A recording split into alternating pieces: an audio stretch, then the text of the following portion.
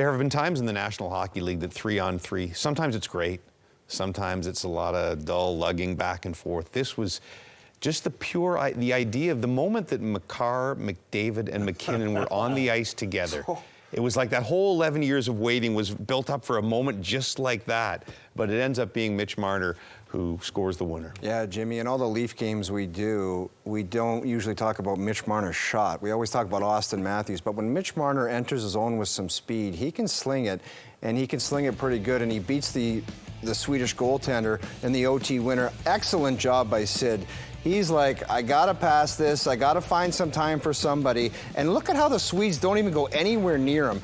He zings it back to Marner, and this is where all the speed comes in. And that's tough for a goaltender to react, because it's going slow, and then Marner comes in, and you see the way he shoots it through the defender there. Yeah. Tough for the goaltender to pick up. It's a fantastic ending and a great goal for Marner. Yeah, it was a pretty slick shot. He uses Carlson there as the decoy, but I wonder, in Marner's previous shift in overtime, he had a couple of opportunities that he passed up, right? Because he's always looking to make that play pass first. That's his mentality in the National Hockey League. Maybe he went back to the bench, had a quick look. Maybe somebody on the staff or player said, hey, you get an opportunity, shoot it. We're 3-on-3 here. Get it to the net. So he didn't miss twice. And that mindset will serve him well the whole tournament. Because he's already acknowledged playing with McDavid, I'm going to try to get him the puck. He's already being deferential to McDavid. Yeah. And McDavid talked about the chemistry, which needs to grow and develop, makes sense. But if you score a big goal like that, certainly Mitch Marner will feel good about himself, but also maybe think, I can finish some of these plays McDavid is creating. I can shoot a little bit more myself as a goal scorer. One thing I think we were a little concerned about was overpassing because of those kind of things. Oh, we got to give it to this guy. Nathan McKinnon didn't do that at all. 6 shots, 4 shots in overtime as he was buzzing the entire time. Back to what we were talking about compete level. Were you surprised by the physicality at all in this? No, not at all. I mean, these guys are so competitive. We're talking about waiting 10 years. They understand playing for Canada and what that represents to them and the standard that they need to adhere to. And so they're going to be physical. They're going to battle for pucks. And I think Canada dictated that. This game started, and it was like, started with Nathan McKinnon there, and then you saw some of the bottom. It's crazy to even call these guys bottom 6 forward. But they're grinders. They have a mandate out there. It's like you're going to skate and you're going to finish checks, and that's...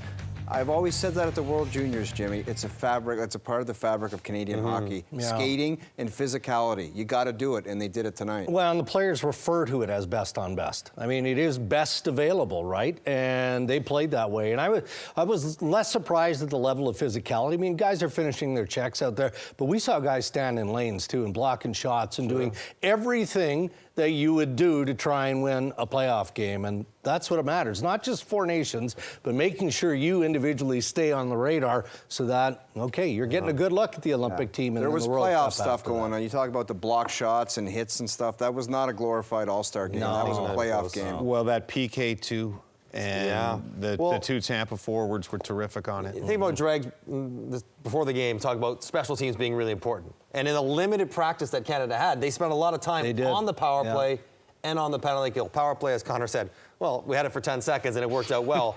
But penalty kill, 5 minutes left in the game, tie game on the line. They have the 2 Colorado defensemen, the 2 Tampa forwards. So guys who have some experience with each other out there, they did a really good job, gave up virtually nothing of consequence to Sweden. Got the game to overtime with a win. So when you look at the entirety of this game, is that a really good performance by Canada? It's a great start.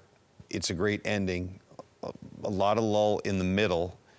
Obviously, they're satisfied with the victory. You heard Connor McDavid. You have to be satisfied with the win. We know it was going to be a close tournament. But are you...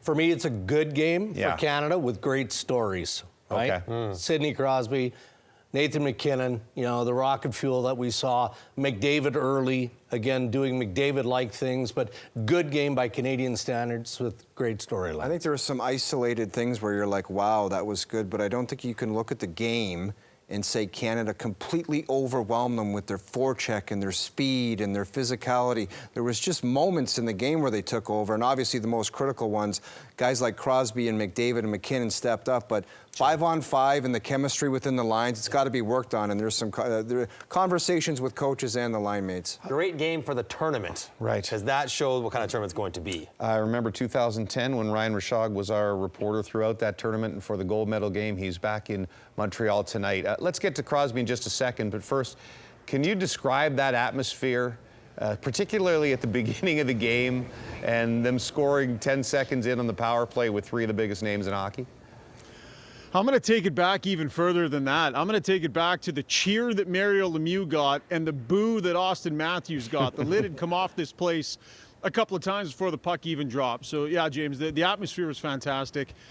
And then you talk about that goal they scored early on. Talk about relief, right? People weren't really sure what to expect here. I love the fact that on the first shift, where everybody's wondering, what's this going to look like? Nathan McKinnon throws a huge hit. That ends up leading to the power play for Canada, and then Sidney Crosby. So we've been watching Crosby closely the last few days, guys. Every single thing that he's done in practice, all the drills, and I have to say, he has been limited in some of the things that he's been trying to do, right? That shot hasn't looked full power, and we've been watching it closely. I asked him today, do you think you'll be limited at all? And he said, we'll have to wait till game time to see. Well, he didn't look very limited tonight. His hockey sense, his best weapon tonight, James. Just three phenomenal plays that had his teammates shaking their head. I was just in Mitch Marner's scrum a couple of minutes ago, and he just said, it's unbelievable. The hockey sense just blew the doors off from Sidney Crosby tonight for the rest of his teammates when they knew he was limited. Yeah, 37 years old, hurt, and absolutely spectacular first-star performance. We'll look forward to Ryan Rashog's reports on SportsCenter tonight and in the morning as well. And we'll have more from these guys on the later editions of SportsCenter. Canada pulling one out over Sweden in the first best-on-best game in 11 years.